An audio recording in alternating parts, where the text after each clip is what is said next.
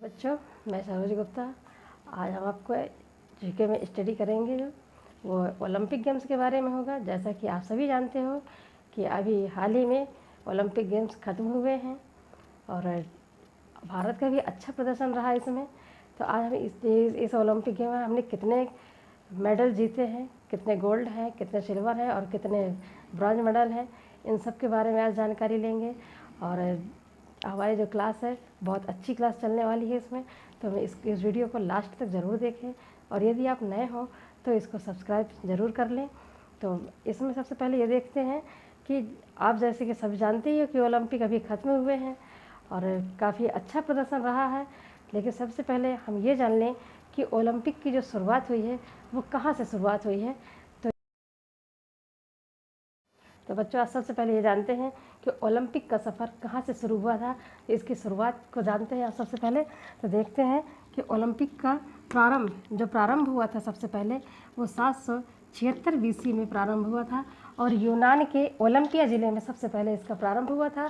और फिर जब ये दोबारा इसकी शुरुआत हुई तो आधुनिक जो शुरुआत हुई थी, दोबारा जब इसकी शुरुआत हुई तो ये शुरू हुआ। लेकिन ये जो है इतने कुछ दिनों बाद, ये कुछ सालों बाद ये बंद हो गया धीरे धीरे। और फिर आधुनिक तरीके से जब शुरुआत हुई इसकी तब 1896 ईस्वी में एथेंस में शुरुआत हुई थी इसकी। कहाँ हुई थी इसकी शुरुआत? एथेंस में शुरुआत हुई थी। तो आपके एग्ज़ाम्स में यदि इससे संबंधित कोई प्रश्न आता है तो आधुनिक एक शुरुआत के लिए सबसे ज़्यादा इसी के लिए आता है आधुनिक शुरुआत कब से हुई थी। तो आपको 1896 एथेंस में करना है, ठीक है। और यदि प्रारंभ में पूछा जाए कि इसका जो वास्तविक जो प्रारंभ होता है वो कब से हुआ था, तो वो आपको 776 बतानी है, ठीक है। तो इसमें इसके कुछ वर्ड जो जोड़े गए थे, जैसे आदर्श वाक्य। तो ओलंपिक का आदर्श वाक्य जिसे मोटो कहते हैं, तो मोटो वर्ड जो होता है वो इसका है CTS, LTS और फोर्टियस है, जिसको हिंदी में कहते हैं तेज़ दौड़ना और ऊंचा और अधिक शक्तिशाली शक्ति का प्रदर्शन करना होता है, ठीक है। इसका हिंदी में क्या होता है? अधिक तेज़ दौड़ना, अधिक ऊंचा उठना और अधिक शक्ति का, मतलब अधिक से अधिक शक्ति का प्रदर्शन करना इसका आदर्श वाक्य माना गया है। फिर इसमें जो ध्वजा फहराए जाते हैं, आपने भी देखा होगा ओलंपिक में कि ध्वजारोहण जो दिखाया जाता है, ध्वजा जो ये झंडे फहराने की जो प्रथा चलाई गई थी, परंपरा चलाई गई है, वो 1920 में चलाई गई है, ठीक है। 1920 ईस्वी में एंटवर्प में, जब एंटवर्प में ओलंपिक गेम्स हुए थे बेल्जियम के एंटवर्प में, तब जाके 1920 में ध्वजा फहराने की परंपरा को चालू किया गया था। सबसे पहले कब चालू किया गया था? 1920 से चालू किया गया है। और फिर जब मशाल जो प्रज्वलित की जाती है, जो एक देश से दूसरे देश तक आपने देखा होगा कि लेके जाया जाता है, उस प्रज्वलित मशाल को भेजा जाता है, उसकी शुरुआत कब से हुई थी? तो 1988 से इसकी शुरुआत की गई थी, ठीक है। कब से हुई थी इसकी? 1928 से इसकी शुरुआत की गई थी। और सबसे पहले एम्स्टर्डम नीदरलैंड में इसकी शुरुआत हुई थी। और जो शुभंकर का प्रयोग होता है, इसकी शुरुआत 1968 में हुई थी, ठीक है। तो ये हुआ हमारा इसका जो सफ़र है, ये जो शुरुआत हुआ है तो यहाँ तक है। और इसके अलावा आज जो आपने अभी जो हमारा ये ओलंपिक गेम हुआ है 2021 में, तो ये जो 2021 में ओलंपिक गेम हुआ है, इसकी शुरुआत इसको 2020 में होना था, लेकिन कुछ कारणों पर जैसे कि कोरोना जैसी महामारी की वजह से ये 2020 में न करा करके 2021 में करवाया गया है। और इसकी शुरुआत कब हुई है, कहाँ हुई है? ये टोक्यो में, जापान की जो राजधानी टोक्यो है, वहाँ पर 2021 में अभी हाल ही में जो संपन्न हुआ है इसमें हुआ है। तो आज इस ओलंपिक के वर्तमान ओलंपिक जब समाप्त हुआ है, इससे संबंधित जो हमारे प्रश्न बनते हैं, आज उसका मुख्य रूप से उन्हीं का अध्ययन करना है। तो आज हम इनका अध्ययन करते हैं। तो चलिए देखते हैं कि इनकी शुरुआत और इसमें कितने हमने पदक जीते हैं, भारत का इसका क्या इसमें भूमिका रही है, क्या भारत ने कितने पदक जीते हैं और किन किन खिलाड़ियों ने जीते हैं, इसके बारे में अध्ययन करेंगे। और इस समय जो है वर्तमान जो अध्यक्ष है ओलंपिक समिति की, इसकी जानकारी भी बताएंगे। और अगला ओलंपिक कहाँ होना है वो भी हम आपको बताएंगे। तो मेरी वीडियो को आप लास्ट तक ज़रूर देखिएगा, इससे संबंधित आपके प्रश्न जरूर आएंगे, चाहे कोई भी एग्ज़ाम हो, जितने भी एग्ज़ाम्स होते हैं, चाहे BEd के हों, BTC के हो, या फिर जो है अदर जो जितने भी एग्ज़ाम्स होते हैं, जो UPSC के हों, इन सब में इससे संबंधित प्रश्न आपको ज़रूर आना है। तो इसको आज ज़रूर आप देखिएगा और लास्ट तक देखिएगा। तो देखते हैं इसमें अगला वो, इसमें है ओलंपिक में देखिए 2021 में। तो इसकी शुरुआत कहाँ हुई थी? 2021 के ओलंपिक की शुरुआत टोक्यो में, जापान में हुई थी। कब से हुआ था? तो ये 23 जुलाई से इसका प्रारंभ हुआ था और इसकी समापन 8 अगस्त को हुई थी।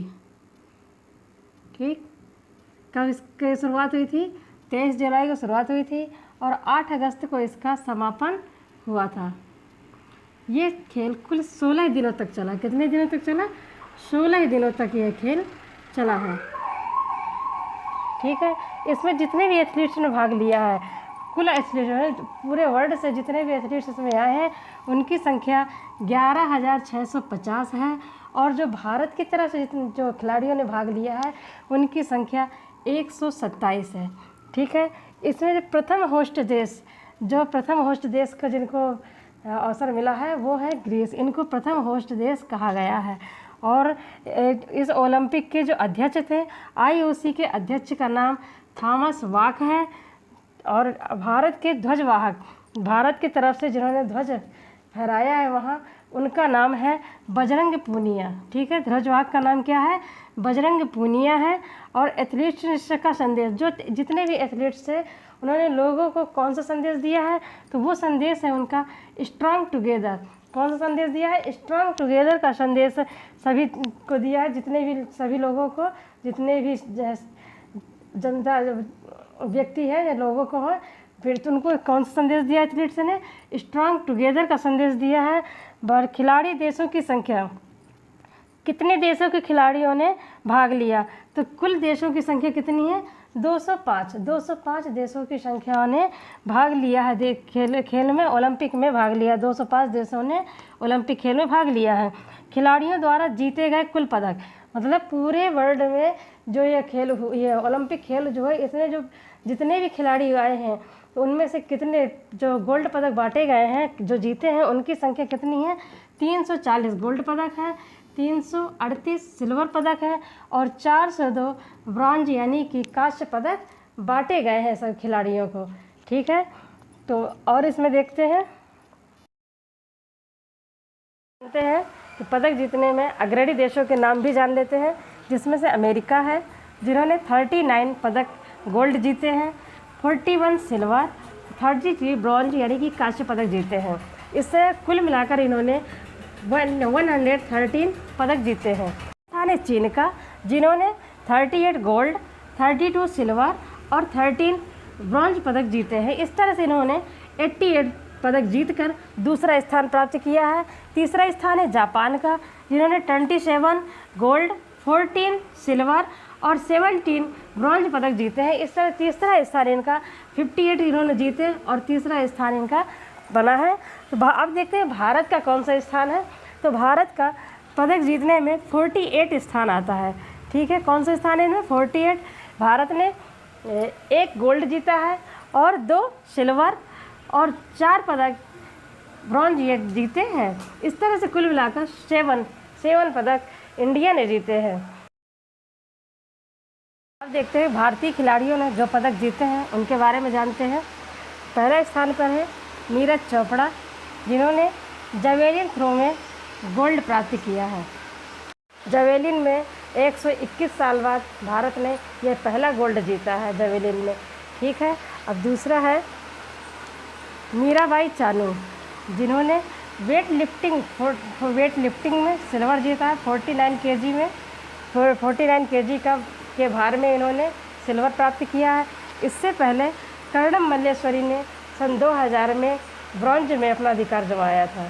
ठीक है, तो आगे में है रवि कुमार दहिया, जिन्होंने रेस्टलिंग 57 केजी में सिल्वर पदक जीता है। हॉकी टीम, जिन्होंने हॉकी में ब्रॉन्ज पदक जीता है और ये भी कई सालों बाद ये पदक जीता गया है। हॉकी टीम ने यह ब्रॉन्ज 41 साल बाद कोई मेडल जीत करके लाए हैं, जिन्होंने जर्मनी को हरा करके यह मेडल हासिल किया है। ठीक है, फिर है लोलिनो बोर्गोहेन, जिन्होंने बॉक्सिंग में ब्रॉन्ज जीता है। फिर अगले पीवी सिंधु, जिन्होंने बैडमिंटन में ब्रॉन्ज जीता है। 5वें नंबर में बजरंग पूनिया, जिन्होंने रेस्टलिंग में 65 केजी में रेस्टलिंग में ब्रॉन्ज पदक जीता है। तो बच्चों, ओलंपिक से जुड़ी हुई ये मैंने आपको जो बहुत ही महत्वपूर्ण जानकारी दी है, और ये एग्ज़ाम में आपके कोई भी एग्ज़ाम हो उसमें आपके ज़रूर आते हैं ओलंपिक से जुड़े हुए। तो यह आपको जानकारी बहुत ही महत्वपूर्ण है, और लगभग इस साल तो हर एग्ज़ाम में पूछे ही जाना है। कोई ना कोई इससे जुड़ा हुआ सवाल प्रश्न आपको ज़रूर आएगा आपके एग्ज़ाम में और पूछा जाएगा। तो अगला आप एक प्रश्न मैं आपको और एक बार एक प्रश्न का उत्तर बताना चाहे, तो अगला सवाल जो आपको बताने जा रहे हैं वो है कि अगला ओलंपिक हमारा कहाँ होगा। तो वो होगा आपका उसमें फ्रांस के पेरिस में होना है अगला पर, और 2024 में होगा। ठीक है बच्चों, तो आपको मेरी वीडियो अगर अच्छी लगे तो मेरे चैनल को सब्सक्राइब करें, वीडियो को लाइक करें और ज़्यादा से ज़्यादा शेयर करें, जिससे और लोगों को भी इससे फ़ायदा मिले, क्योंकि ये वीडियो बहुत ही महत्वपूर्ण है और मैंने ये जानकारी बहुत ही कठिनता से, बहुत ही परिश्रम से मैंने इसे एकत्रित किया है। तो अच्छी लगे तो लाइक ज़रूर करें। धन्यवाद। जय हिंद, जय भारत।